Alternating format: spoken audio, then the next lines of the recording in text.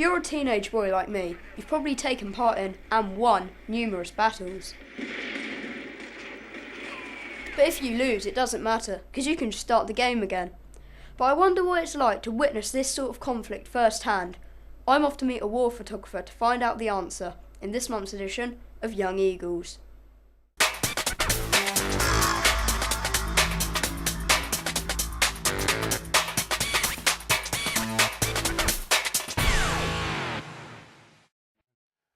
I've come to see war photographer Giles Penfound, who as an army press photographer was often in the middle of the action, which sounds like quite a dangerous job. Have you ever been shot at when you've been trying to take a picture?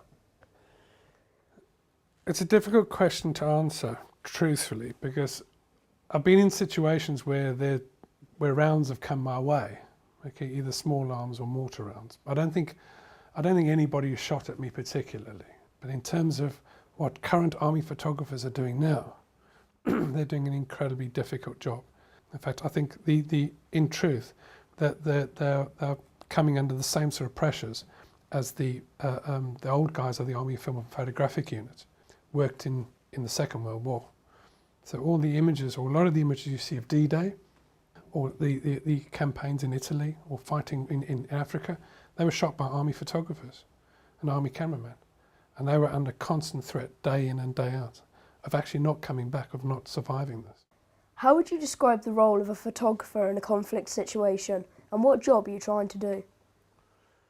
Well, I think they're many and varied, and it's a very, very difficult job. On the face of it, you're there to tell a story, okay? And you're there to tell people who are not there or who can't visit that place what it's like for the people who are taking part in it, and the effects of what's happening on other people as well. I was in a very different situation because I was employed by the army to make these images.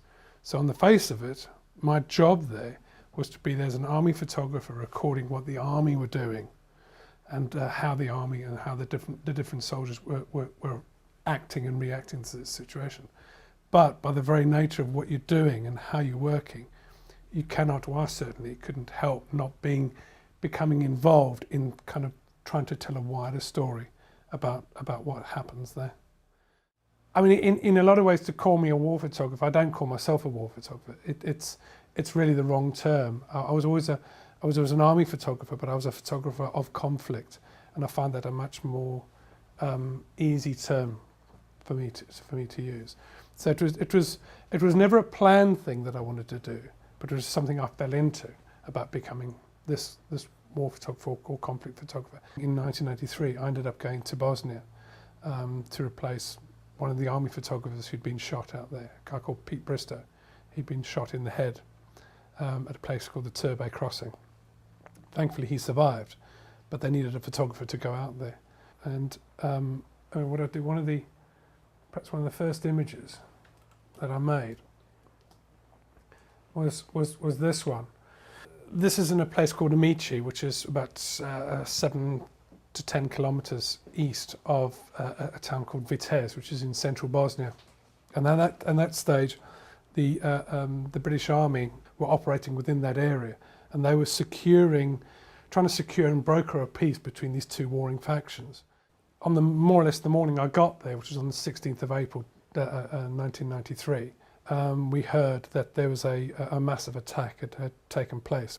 And as we got there, the back of the Warrior opened up, and this guy here basically dragged me out of the back of the vehicle. So I had my cameras with me, and I just followed him.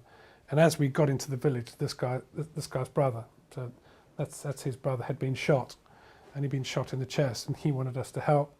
So there were two Royal Irish soldiers who attached the battle group behind me, and we basically ran and followed these guys.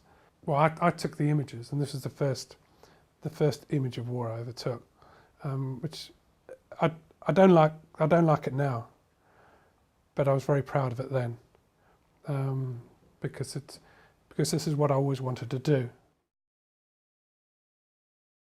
So you went to Bosnia to replace a cameraman who'd been shot. So how do you concentrate on photography in that dangerous situation? Certainly at that stage, I didn't think about anything else, because that's what I always wanted to do. That's the place that I always wanted to be.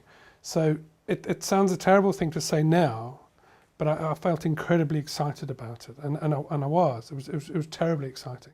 I didn't think of myself as a documentary photographer, but that's what I am. That kind of in my heart and soul, that's what I am, a documentary photographer. The object that you want to do is to tell a story. You concentrate so much on wanting to tell the story that sometimes you kind of forget things that are going on around you, which sometimes is really stupid, because you either put yourself in danger or other people in danger, or you don't see the bigger picture, and that's always a problem. What's important is that you concentrate on looking at the story, but not just the obvious story, not just the things that you think are right, but to question yourself as well. Question why you're here, what's happening, and be as honest as you possibly can about how you told that story. People have often asked me about, is there a picture I've never been able to take? And it was the picture before this one, okay? And this is in a place called Stary Vitez, which is right in the middle of Vitez itself. And there was a massive bomb blast that went off. And it was just absolute devastation, absolute appalling devastation. And the medics, who are really true heroes, because they save people's lives and they put themselves in danger to save people's lives. This guy here, who, to my shame, I can never remember his name, he'd come out of this building here, and he was carrying this body, okay? But rigor mortis has started to set in, okay? So this body was the shape almost like a splayed out body, okay? And it was the most appalling sight I've ever seen in my life. And I couldn't take the picture, and I put my cameras down, and I had this big argument with myself about taking these sort of pictures.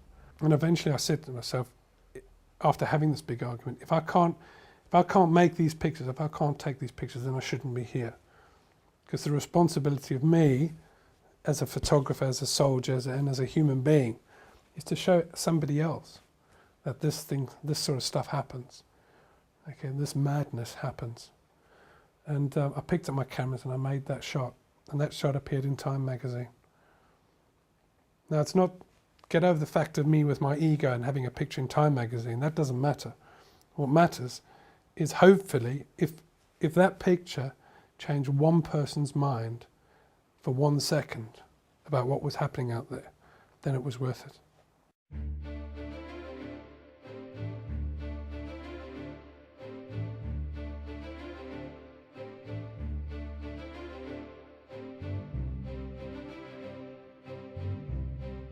People like you and people of your age and people who are watching this need to realise that it's not a game. And it sounds very exciting and it sounds very sort of thrilling, but it's not. It's awful. It really is. It's a testament to how wrong we get things. And it's all these things about war and fighting and guns, and that sounds great, but it's not. It really isn't. And I always lived under the illusion that my pictures could tell people something about this, but it doesn't, because it doesn't make any difference whatsoever.